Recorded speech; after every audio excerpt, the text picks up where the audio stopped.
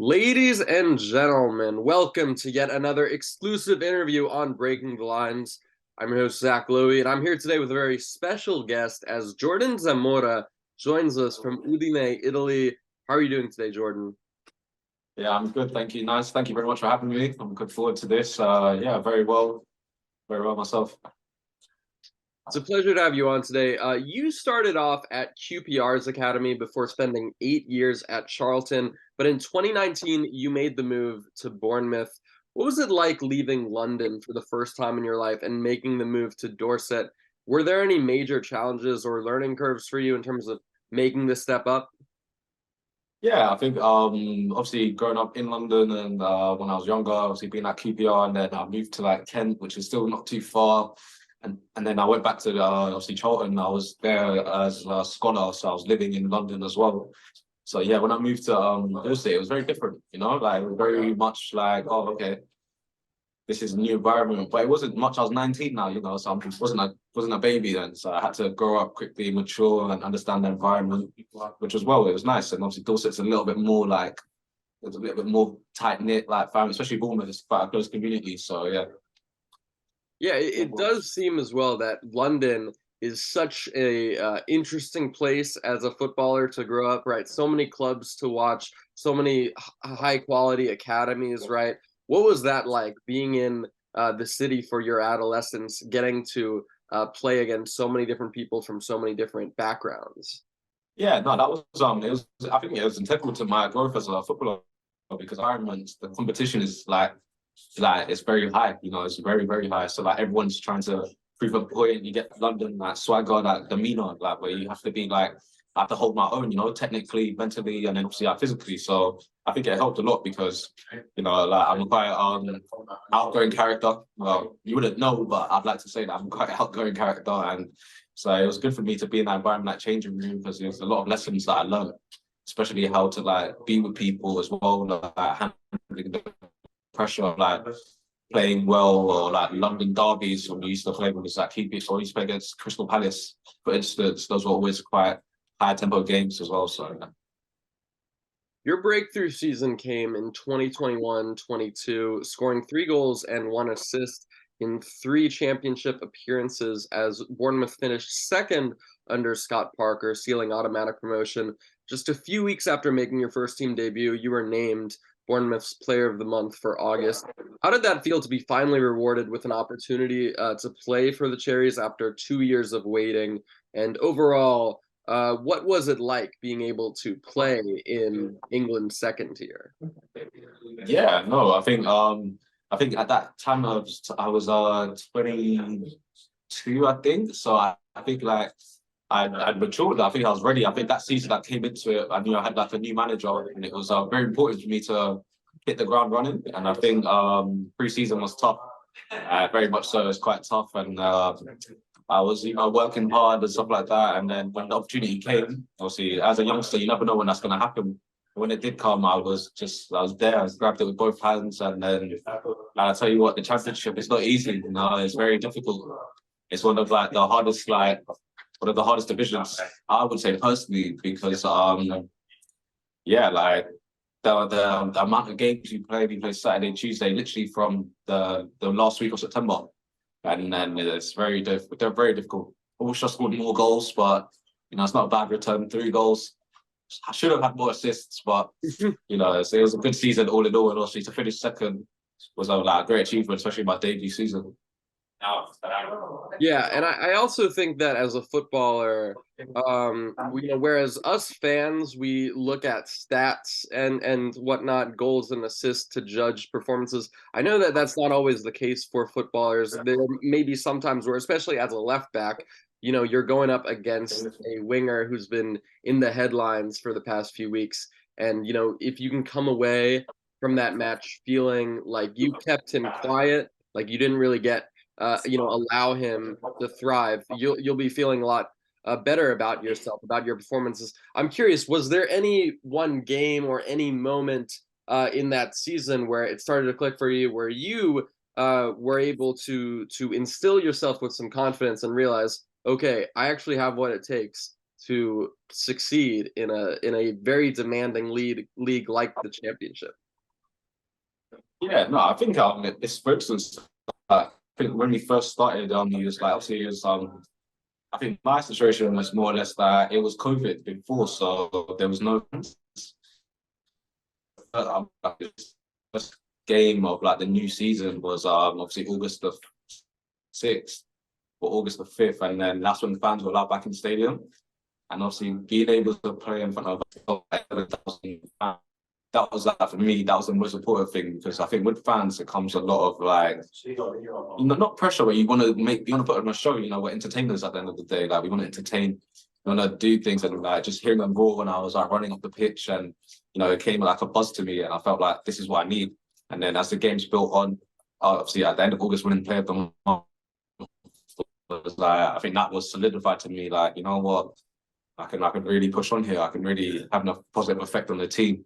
And I think we came into September and October and we won like 5 games on the bounce or something like that. So yeah, it was a very good good couple of months, first couple of months. Yeah, and you mentioned COVID. I know that just a few months after you left London for, right as you mentioned, a small knit community, tight knit community in Dorset, right? The pandemic started. What was that like leaving your home, your community that you'd known for your entire life, and then going to a different part of England, and then suddenly the world has changed as we know it? Yeah, no, of course, I guess like everyone, you know, everyone had to realize like it's going to be a little bit different and even myself. So well, obviously with the football at the time, when it came about, we were still playing. So it was like behind closed doors. So I was training every day and obviously I was by myself. I was in a hotel at the time, so it was quite difficult because I guess like it's eat, repeat, sleep sort of thing, and then it was quite tough. But I guess like you said, that's just a tight knit community. I had like families you know around Bournemouth who I'm still very close to this day, and you know I thank them a lot for being there for me when I was there, and like they you know they looked after me as well, so it was all good. This year, I've had the chance to speak with Angola manager Pedro Soares Gonçalves, Ghanaian defender Jerome Opoku. For the first time ever on Breaking Lines, I'm speaking to a Zimbabwean player. Jordan, you received your first call up for Zimbabwe in November 2019, but were forced to withdraw due to an expired passport. You had to wait another year before making your international debut. How important was that for you to finally get the chance to play for the Warriors after a year of waiting? And was there ever any doubt in your mind as to whether you wanted to play for Zimbabwe as opposed to England? Yeah, no, of course. I think like as a player, you know you move with the flow, you move with the times. You don't really think too much into the future because, as my mom would say to me when I was younger, tomorrow might never come. So you have to just deal with today, and then for the rest of it. But I think with the call up to the Warriors, that's very important to me because at the time I was sort of like wanting to break through into men's football, and that was a good pathway for me. And so they obviously gave me the opportunity to like break it in, and like we played against Algeria in like their stadium, which was honestly unbelievable. No fans, but it's a great stadium. And I'll come against Riyad Mahrez. The Algerian team were very good. I think we lost 3-1 that night, but for me, that was like a turning point because it was like, you know what, this is where I want to be. I want to compete against men. I want to be in that dressing room where like we're fighting for 3 points. And I think I was 20, 21 at the time, so it was a good like stepping stone for me. And ever since then, you know, every time I get an opportunity to go to Zimbabwe, I don't hesitate. So So you have had the chance to visit Zimbabwe quite a lot growing up. Yeah. yeah, because obviously my mum's side and my dad's side are still there. So when I was younger, I'd go quite a bit, and then obviously now playing for Zimbabwe, we go to Zimbabwe like for like the training camps and the games. So it's nice to be back in the area and get a chance to spend time with my like grandparents and cousins and uncles there and aunties. What is that like being in your ancestral motherland, getting to talk to people, halfway across the world who are going to see you at training, going to see you at matches, and cheering you on? Yeah, no, it's a different perspective because obviously Africa and Europe are very different regions of the ancestral home. Like my grandparents still live there, so it's even more touching for me to like see them and obviously play for the country of their birth. So I think it's like a good sense of pride. And person, to give them that motivation. So for me to be able to play, like gives me that motivation as well as playing for like I'm not just playing for myself, I'm playing for like my nation, I'm playing for my grandparents, my great grandparents, like my bloodline. So yeah, it's very good. Zimbabwe have never qualified for a World Cup, but with the tournament expanding to 48 teams, they have a far greater chance of doing so. They're in the same qualifying group as Rwanda, South Africa, Nigeria, Lesotho, and Benin. They began their campaign with a goalless draw at Rwanda before sharing the spoils in a 1-1 draw against Nigeria. Jordan, you went up against the likes of Victor Boniface, Nathan Tella, and Kelechi Iheanacho, and nearly came away with a victory. What did you make of your performance? And overall, what are going to be the biggest keys for Zimbabwe as they look to continue their momentum and make a genuine push to finish in the top two of your group? Yeah, no, I think as you say, like the positive results for us because we haven't played as a team for a while, so it's quite so now it's been expanded to 48 teams, and in the history of Zimbabwe to qualify for a World Cup would, I don't know, with maybe legendary status or something like that. But I think as a group, we're sort of getting there, like we're gelling more and stuff like that as a team. And I think we just have to keep on pushing. I see that in the game against Rwanda, it was like, we could have done a little bit more, but when we played against Nigeria, literally, we as a team performed very well. And we created opportunities against such a powerful team, and we held up on ground. I think personally, myself, I think done everything in my ability. Maybe could have scored a free kick I had or something like that, but no, to be fair, it was a tough game against a high opposition, and it was good for us because we're showing that Africa that we're ready as well. We're here to compete, so I think we just need to keep that going, keep gelling as a team, and I think we'll be in a good place.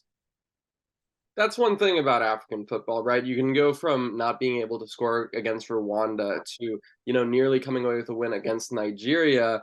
I think that, oftentimes when you see African Cup of Nations, there really isn't that much of a gap in terms of the very best and the worst. Perhaps there's not as much of those tiers as we see in European football, right? Right, we saw that in AFCON when Ghana finished bottom of the group and so many teams, so many underdog sides going far. I'm curious though, as somebody who's got a decent amount of experience in their belt when it comes to African football, what do you think are the biggest things that, somebody who doesn't really watch African football on a regular basis would be surprised to hear? Yeah, question actually that you say. I think more or less is the quality. Like, of course, like you said, in that African Cup nation, Ghana finishing bottom and other teams going through is because like the hidden talent in Africa is like it's outstanding. So you'd be surprised when you see some teams and some of the players like respect everyone. Even Rwanda when we played them, they had a lot of very good players, and they faced us that tough position. It was hard. It's difficult. So. And also, I think team camaraderie because it's different, especially in Africa. Like there's a lot of like pride when you play with this older generation of like your parents' birth and stuff like that. So, I think if someone was to come and want to know about African football, you can see there's a lot of passion, a lot of emotion in every single player. So I think that makes a big difference, and that could really spur a team on to qualify or like beat the bigger nations, as you said. Talk to me a little bit about growing up with Zimbabwean heritage in London. Obviously, London is a diverse melting pot, but were there any ways in particular, whether that's customs or recipes or special holidays, that you were really able to keep your Zimbabwean culture alive and make sure people knew that you weren't just English, you're also Zimbabwean? Yeah, no, of course. I think obviously my parents, obviously my mom, dad, being born in Zimbabwe, living there for 20 plus years.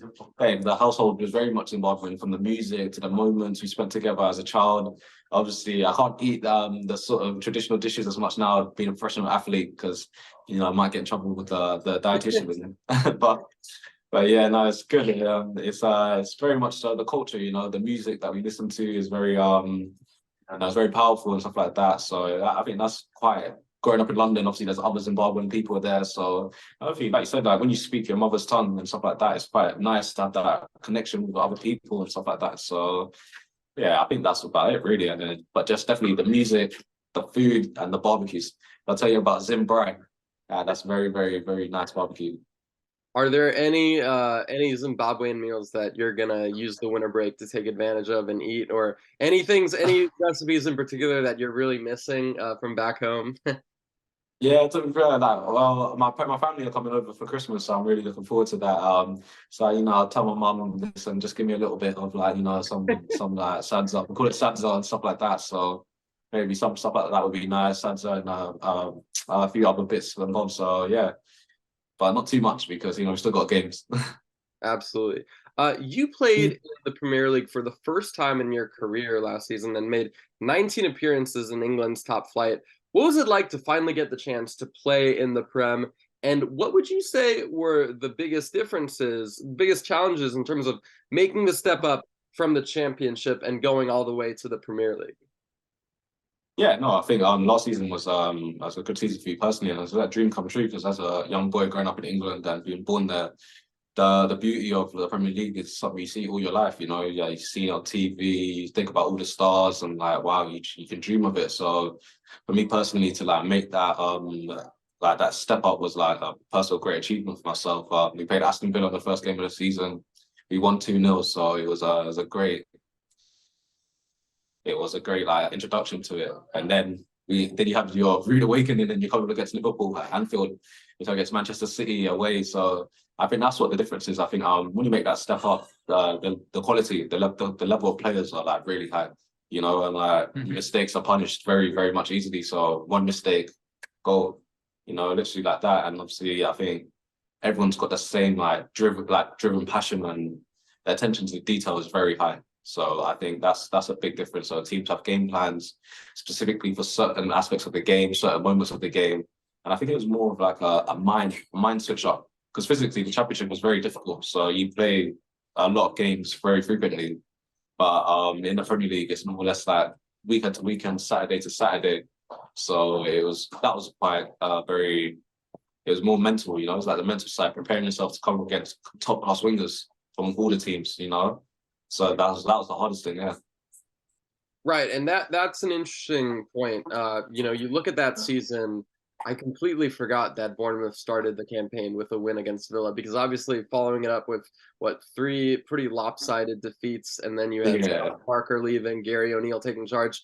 I think that pretty much everybody, including myself, wrote Bournemouth off at that point. Thought they were going to go back down, but you made it with time to spare. What were the biggest lessons that you'd say in terms of perhaps not getting too down at yourself, realizing it's not a sprint, it's a marathon, realizing that, no matter what the journals might say or what the odds in terms of the betting lines might say, you still are in control of your own destiny as far as staving off the drop.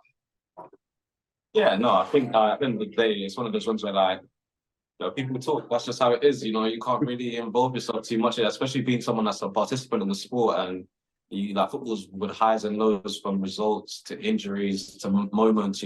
So it's very much so like one of my ex teammates told me, he said like don't ride the highs too high and don't ride the lows too low.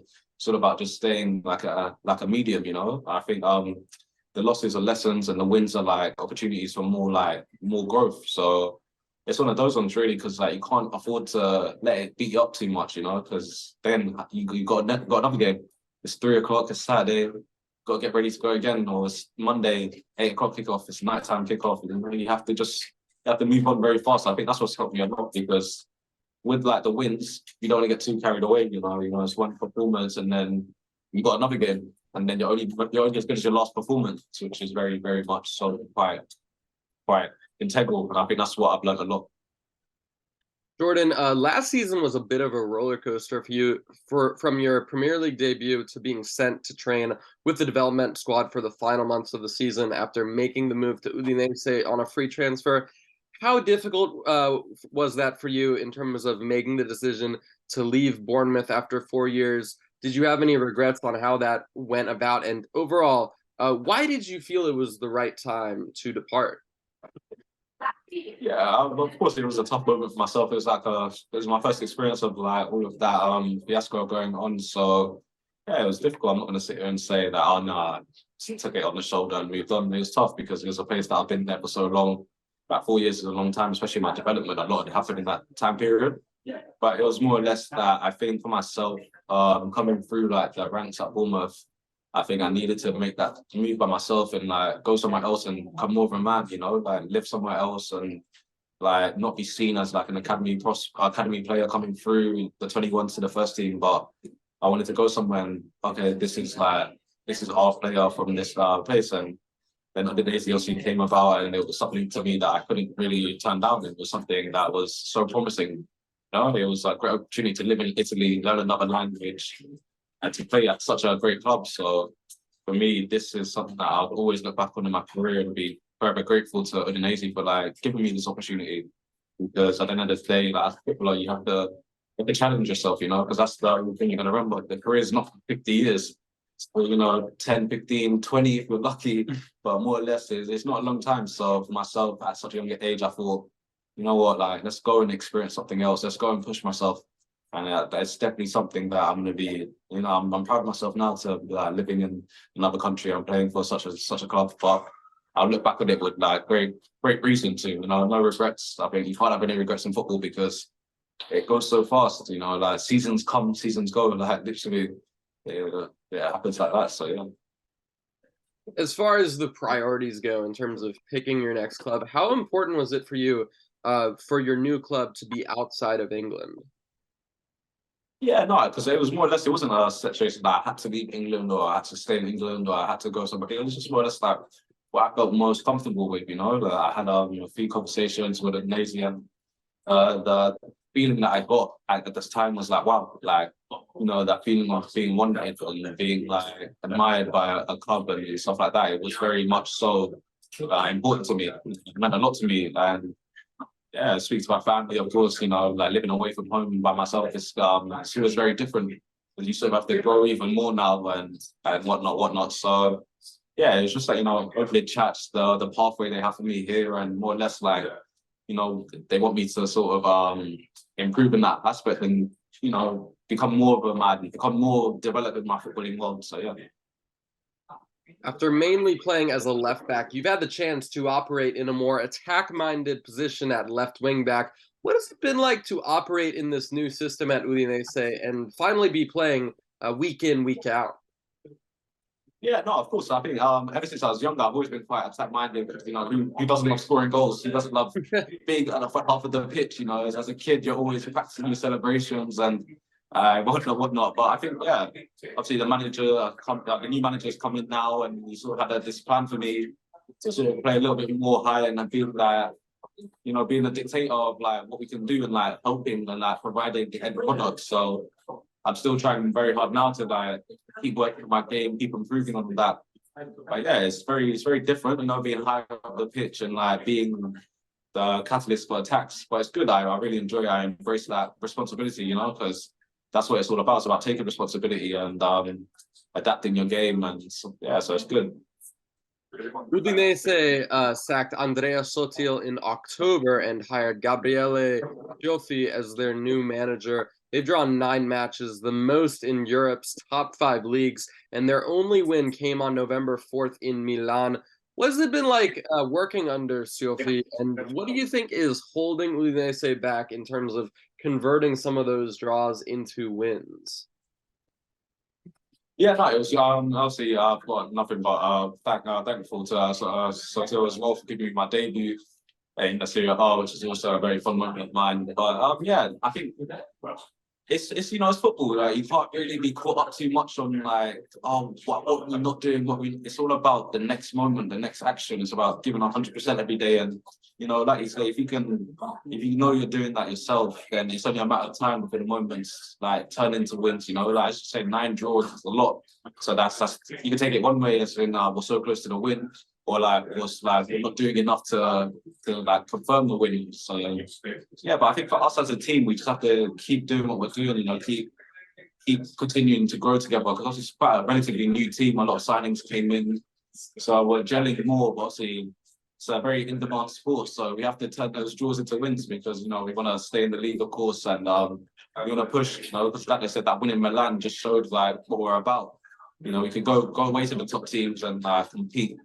but I think we've had very good games against some high class opposition, just missing out on a win and stuff like that. So it's just about continuing the growth, continuing pushing every session, every game, and hopefully by the end of the season it'll be maybe 10 wins, 12 draws, or something like that. A little better, but yeah, it's about continuing working hard, and that's all you can do.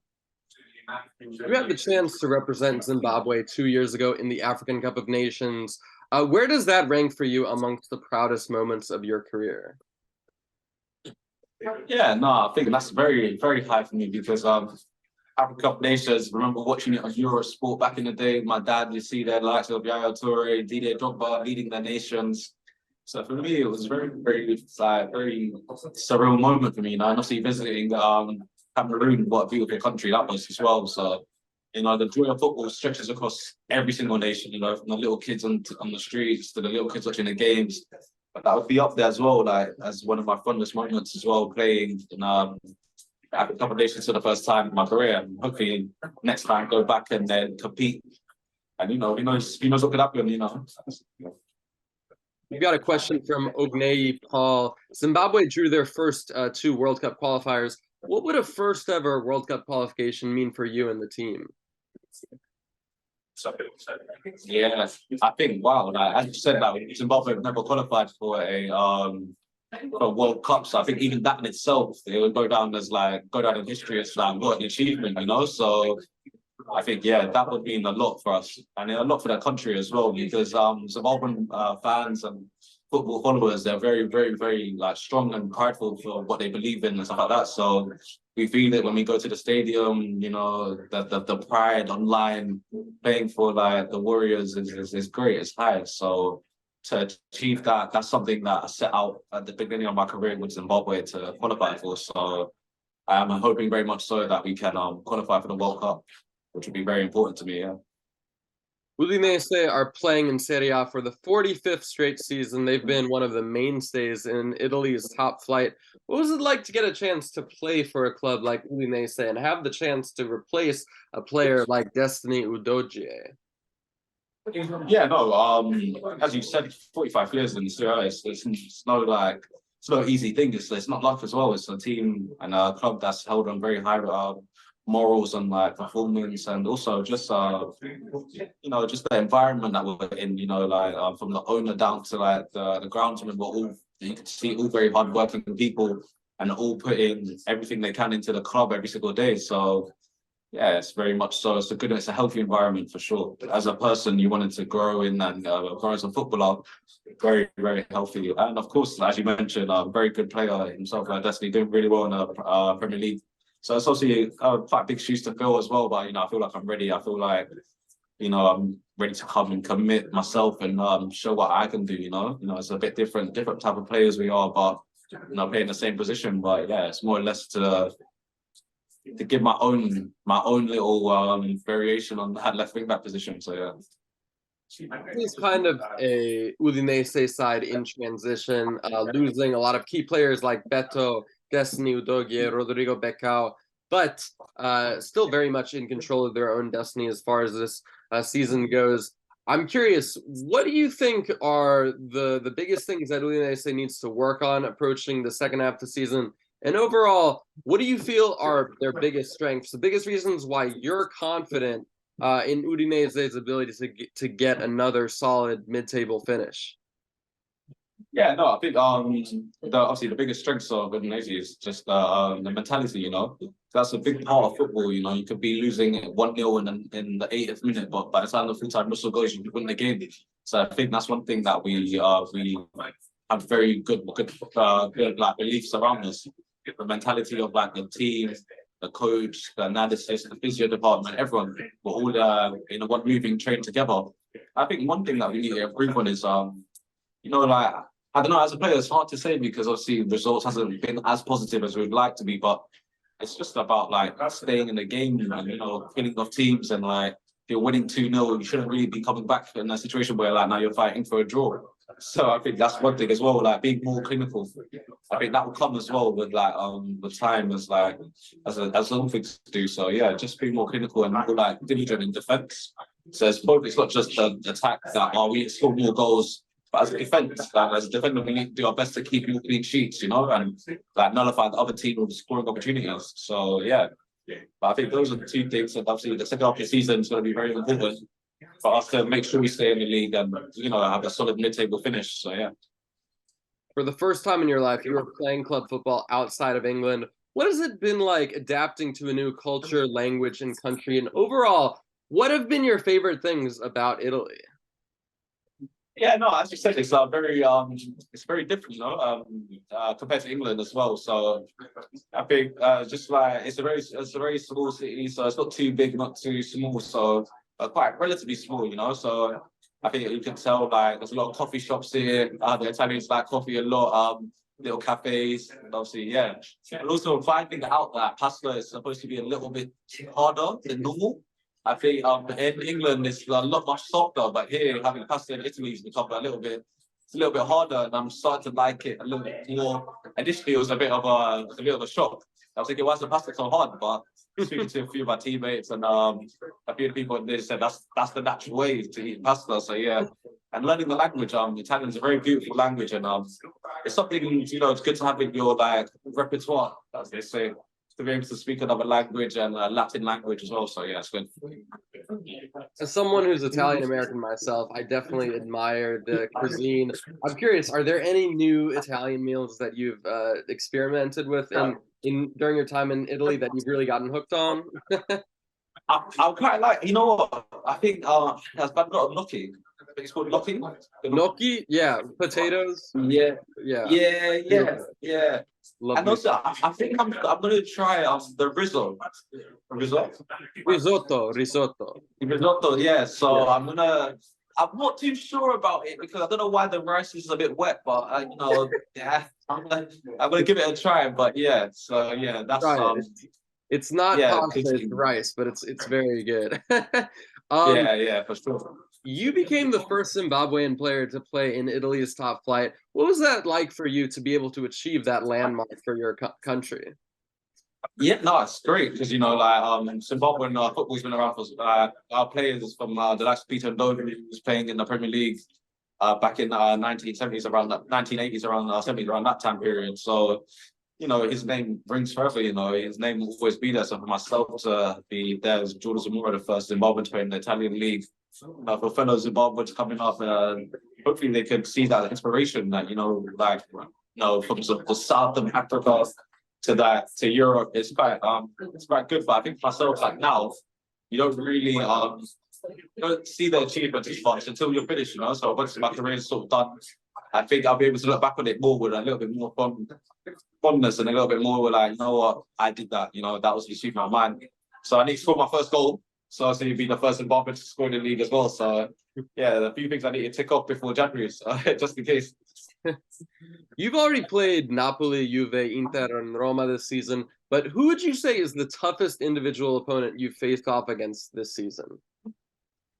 And that's a very good question. Obviously, because I think in Italy, I play against a lot of wing backs, and it's a lot more wing back to wing back. So I think supposed to be played against Roma, and I honestly couldn't have enough praise for Paulo Dybala. Sorry, like he was unbelievable that night, and he was on my side a little bit, but more like with the centre back. But being on the picture with him was very like eye opening to like the quality like he has, and yeah, it made it very difficult for myself. It was a tough game, we done well up until like the 80th minute, then literally switch off for 1 second.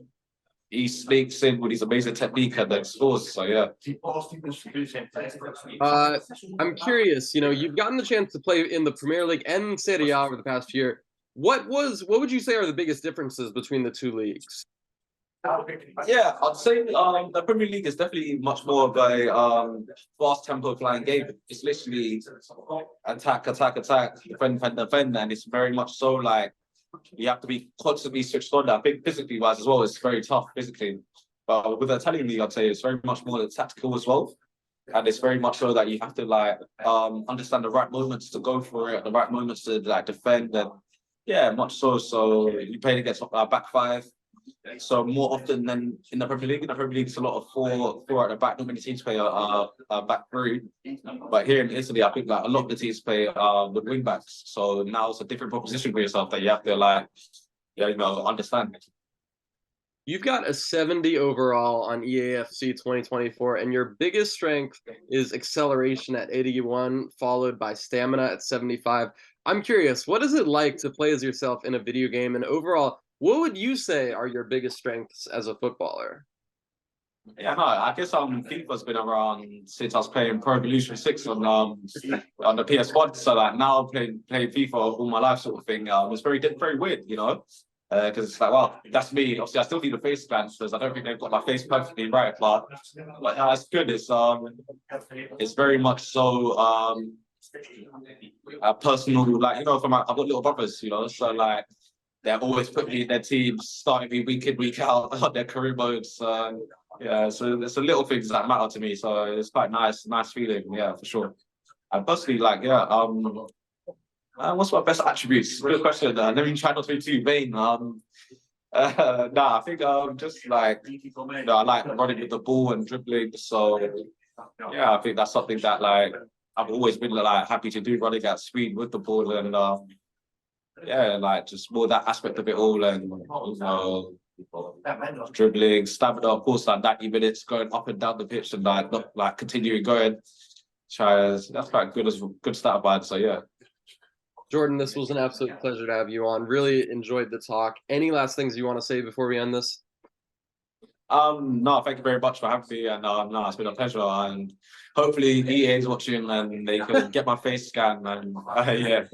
So, Get yeah. this man's face scanned, EA. He deserves it. Jordan, thank you so much. Thank you. Congrats on a great start of the season, and wishing you the best of luck for Udinese over the next few months. No, thank you. Grazie mille. Thank you. Take care, mate. Ciao, ciao. Thank you. Thank you so much.